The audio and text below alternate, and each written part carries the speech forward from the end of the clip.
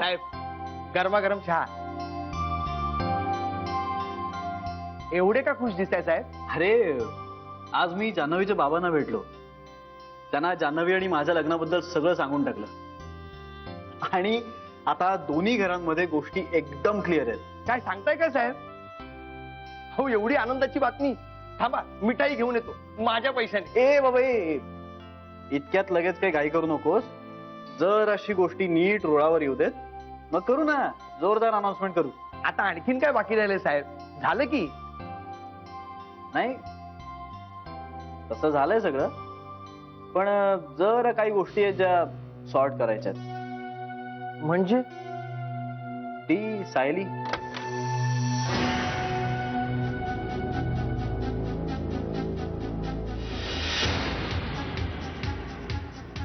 शैतान का नाम लिया और शैतान हाजिर.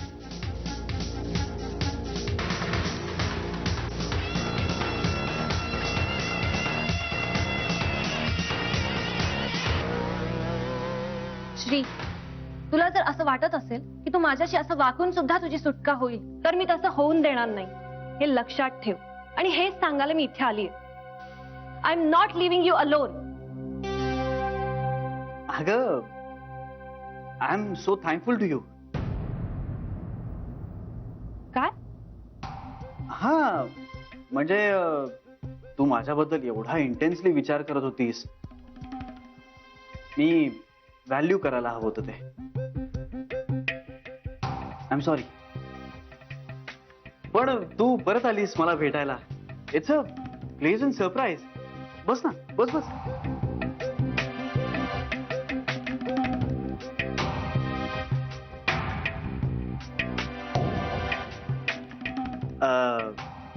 नंदन जाय चहा आण.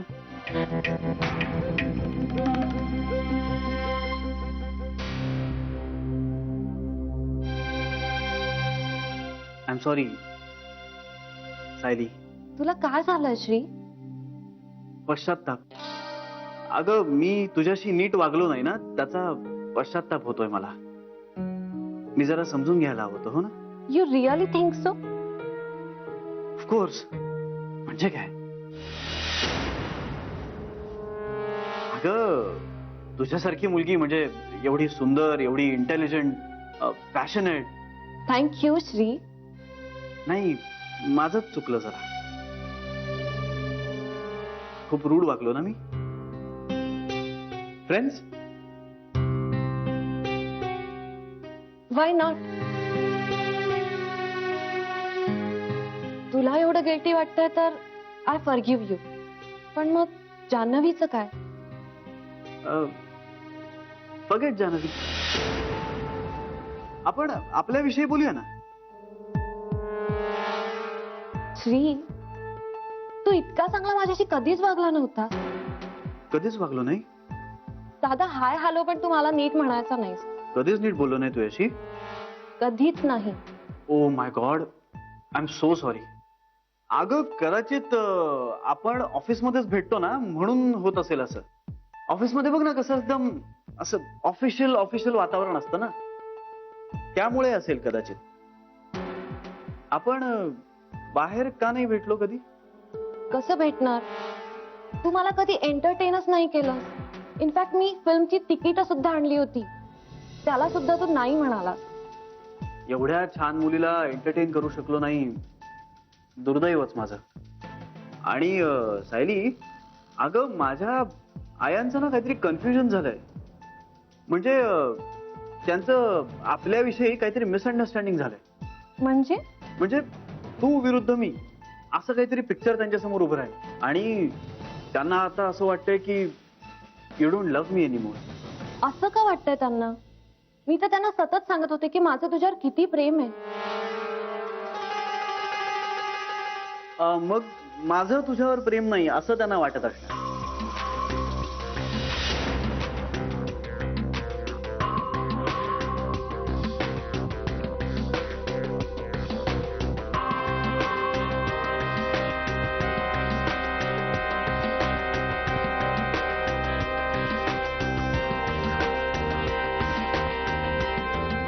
Good idea. Shri, You're so handsome. You're so intelligent. I'm crazy for you. मला ना तुझ्याशीच लग्न करायचं. मग तुला मी आवडो किंवा न आवडो. माझा प्लॅन तुझ्या आयांमुळे वर्क होत होता. But Shri I love you. साखर संपली आहे. बिन साखरेचा चहा आणू का? नाही, नको नको. सायली, आपण संध्याकाळी भेटूया. ओके. फोन करशील? हो, नक्की.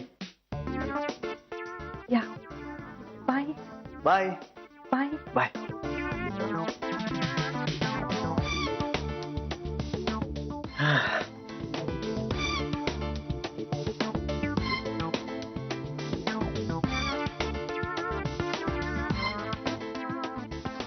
चहा गार झालाय.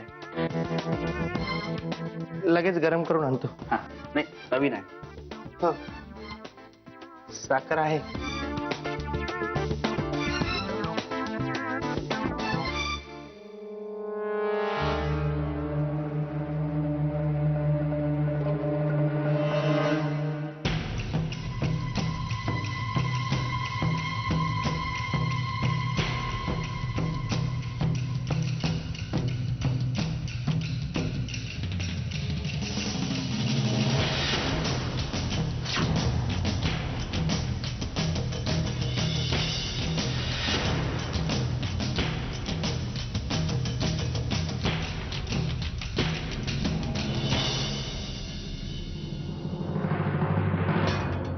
अनिल आपटे.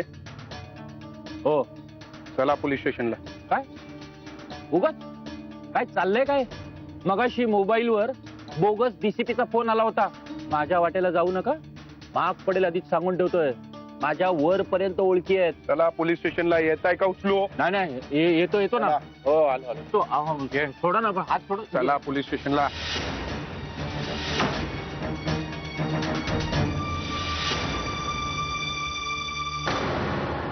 माझ्या आयांचं ना काहीतरी कन्फ्युजन झालंय. म्हणजे त्यांचं आपल्याविषयी काहीतरी मिसअंडरस्टँडिंग झालंय. म्हणजे तू विरुद्ध मी असं काहीतरी पिक्चर त्यांच्या समोर उभं आहे. आणि त्यांना आता असं वाटतंय की you don't love me anymore. असं का वाटतंय त्यांना? मी तर त्यांना सतत सांगत होते की माझं तुझ्यावर किती प्रेम आहे. मग माझं तुझ्यावर प्रेम नाही असं त्यांना वाटत आहे. तुझं माझ्यावर पण तितकंच प्रेम आहे हे मी त्यांना नेहमीच सांगत होते. म्हणजे पटवून देत होते मी तसं त्यांना.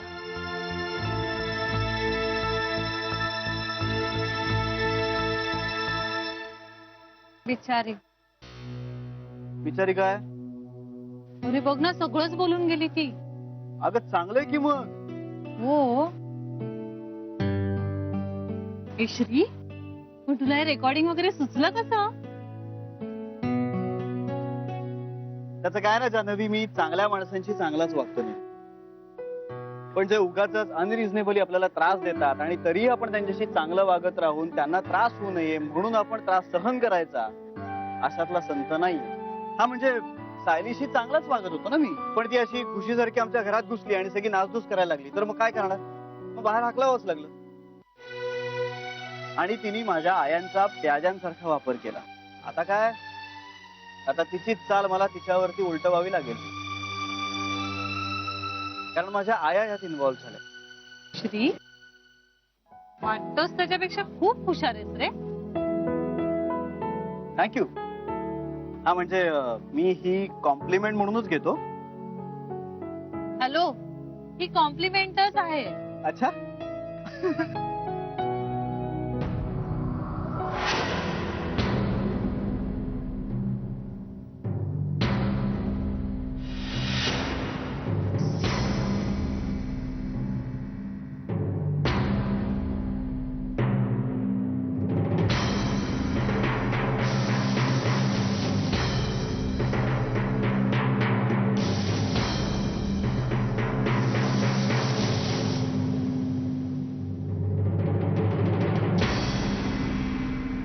जरा बोलायचं होतं. बोला. मॅडमशी. कुठल्या मॅडम? जान्हवी मॅडम. अच्छा मॅडम, या या, बोलायचंय त्यांना. या.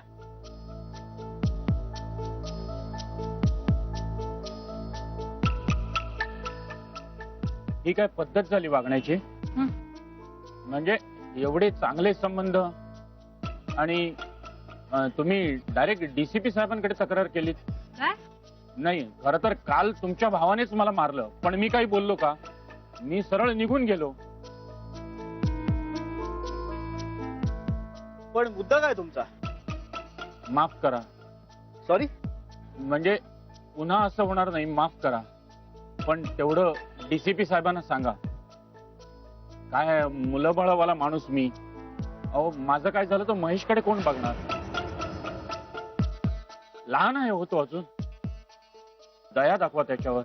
यापुढे जान्हवीच्या आजूबाजूला फिरकायचं सुद्धा नाही. काय वेळ लागलाय मला? नाही, पण तेवढं डीसीपी साहेबांना सांगा. निघा तुम्ही. हो.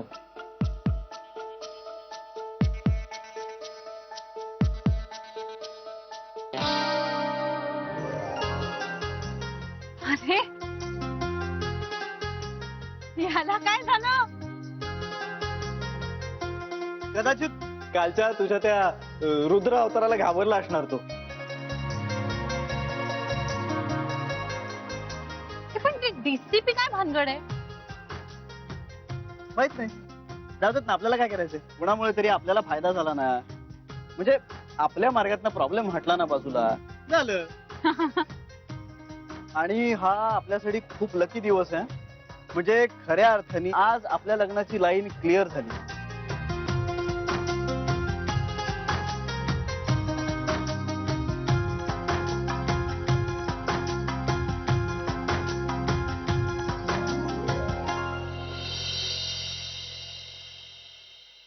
कसं बोलावं श्रीशी? कसं सांगावं त्याला की जान्हवी चारित्र्य नसलेली थिल्लर मुलगी आहे. जान्हवी अनुरूप नाहीये. जान्हवीशी लग्न करून तो सुखी होणार नाही. तेव्हा मुलीची आई स्वतःच येऊन मुलीच्या चारित्र्याचे धिंडवडे काढते, तेव्हा काय समजायचं? कसं पुढे जायचं सोयरिकीमध्ये? तिला थांबवणं आता माझ्या हातात राहिलेलं नाहीये. तो त्या मुलीच्या फासात अडकलेला आहे. त्याला माझं बोलणं पटणार नाही. डोक्यात राग घालून घेईल आणि बापासारखं काही पाऊल उचललं पोरानं तर काय करणार? हट म्हणता ब्रह्महत्या व्हायची. बोलूच नको का मग?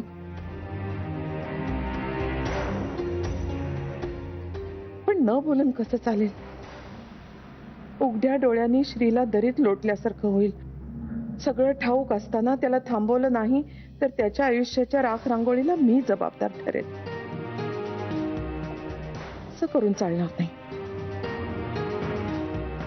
विघ्नेश्वरा, कसली सत्व परीक्षा पाहतोयस माझी? इकडे आड तिकडे विहीर. काय करू? अशी बोलू पोराशी? बोलण्याची घाई नको करायला. जरा त्याच्या कलाकलानं घेत समजवावं त्याला.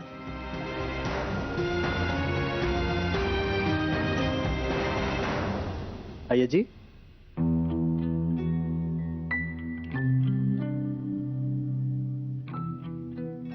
आजी मला तुझ्याशी काहीतरी बोलायचंय. मलाही.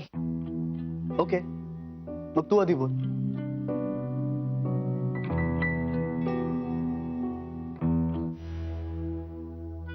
अजी, काय झालंय? बरं वाटत नाहीये का? नाही नाही, तसं काही नाही. डॉक्टरांना बोलव. नाही नको, मनचंच आहे सगळं. अच्छा, पण मग बोलून बरं वाटेल का तुला? तू बिथरशील म्हणून भीती वाटते. नाही बिथरणार.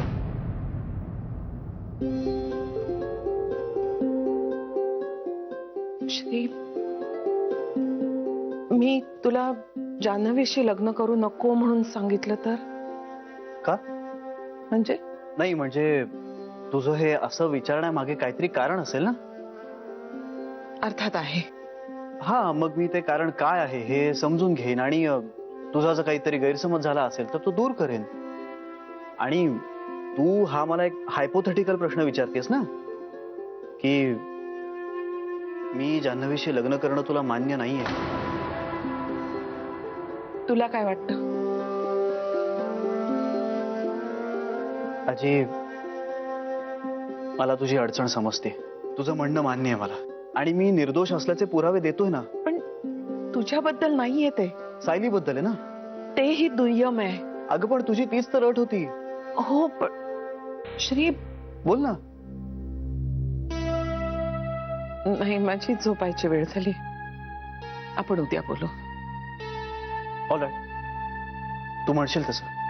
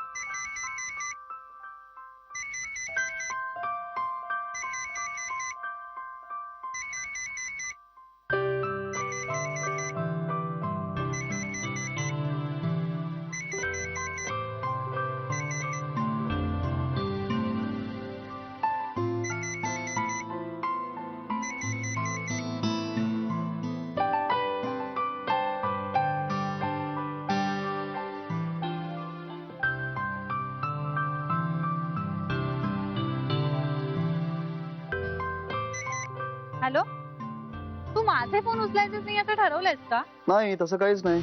मी फोन केल्यानंतर उचलत नाहीस, परत दुसऱ्या मिनिटाला तुझा फोन येतो सुद्धा. मग काय म्हणायचं? अगं नाही, तसं काही नाही, झोपलो होतो मी. बोल.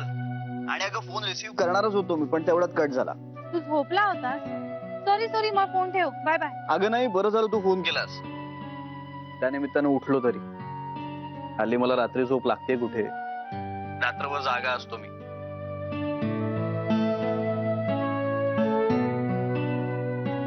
हॅलो हॅलो, जान्हवी आहेस का? आहे आहे. ए जान्हवी, वाजले किती ग? 8:30. अच्छा, आणि आता बस पकडायची घाई नसेल ना तुला? बँकेत निघालीस? म्हणजे काय, मला 9:45 पोहोचायचंच असतं. बरं बोल, सकाळी सकाळी कसा काय फोन केला सर? ऐक ना, मला आज पहाटे खूप छान स्वप्न पडलं. आणि पहाटेची स्वप्न खरी होतात असं म्हणतात ना. मी पाहिलेली स्वप्न सत्यात उतरवण्यावर जास्त विश्वास ठेवतो. याचा स्वप्नांनी वगैरे काही होत नाही ग. तुझा विश्वास आहे या सगळ्यावर? हो, म्हणजे माझ्या बाबतीत तरी असं झालंय. आज पडलेलं स्वप्न खरं व्हावं असं वाटतंय तुला? मला असं वाटत होतं की स्वप्न संपूच नाही, म्हणजे सगळंच खरं खरं वाटत होतं. आणि जाग आली तेव्हा हळहळच वाटली की का स्वप्न संपलं. म्हणजे आपण म्हणतो ना रे, मनी वसे ते स्वप्ने दिसते, तसं काहीतरी. अगं काय स्वप्न पडलं ते तरी सांग. अरे नाही, म्हणजे तसं काही विशेष नाही. म्हणजे आपल्या लग्नाचा दिवस आहे. आता माझा स्वप्नांवरती विश्वास बसलाय. हा म्हणजे आपल्या स्वप्नात जे दिसतं ते घडतं असं म्हणण्यापेक्षा जे घडणार असतं ते स्वप्नात दिसतं असं म्हणेन मी आता. Sorry sorry sorry sorry. सांग पुढे. आपलं लग्न आहे आणि मग अनिल येतो का तिकडे? शी, तो कशाला येईल माझ्या स्वप्नात? अगं हो, एवढी चिडतेस कशाला? गंमत केली मी. बोल पुढे सांग. असं छान मंगलमय वातावरण होतं, सनई वाजत होती आणि तुझ्या आजीही दिसल्या. सगळे कसे आनंदात होते. तुझ्या आया होत्या, माझी फॅमिली होती. मी तुला जान्हवीशी लग्न करू नको म्हणून सांगितलं तर? आम्ही सगळे तुझी वाट बघत होतो. आणि माहितीये, तू असा पांढऱ्या शुभ्र घोड्यावर बसून आलास, म्हणजे पूर्वीचे राजे महाराजे यायचे ना, अगदी तसाच. तुझ्याकडे पाहतच राहिले होते मी. आणि मला तू घोड्यावर बसलेला इतका इतका छान वाटत होतास की जाग आली तर असं वाटतं का संपलं स्वप्न. श्री म्हणजे मी तुला शब्दात नाही सांगू शकत आहे मला किती छान वाटलं ते. I can understand. असं स्वप्न ना तुला पडायला हवं. जान्हवी, अगं मी स्वप्न सत्यात उतरवण्यासाठी धडपड करणाऱ्यातला माणूस आहे. हे पण मला तुझं स्वप्न आवडलं. हा म्हणजे पहाटे पडलेली स्वप्न खरी होतात असं जर तुझं म्हणणं असेल ना तर मला पण आज पहाटे एक स्वप्न पडलं. हो हा काय? तेच जे तुला पडलं होतं ना तेच. माझ्या स्वप्नात आपलं लग्नच चालू होतं. काहीही या अगं खरंच सांगतोय माझ्या स्वप्नात आपलं लग्नच चालू होतं. गप्प बस. बरं ऐक पुढे ऐक. सांग. माझ्या स्वप्नातही आपलं लग्न चालू आहे आणि सगळे खुश आहेत. अगदी तुझ्या स्वप्नात होते ना तसे. म्हणजे माझी आजी, माझ्या बाकीच्या आया, तुझ्या घरातले सगळे आणि आणि आणि काय? आणि तिकडे अनिल आला. तो कशाला आला आपल्या लग्नात? अगं तुला मुलगी म्हणून कन्यादान करायला आला तो.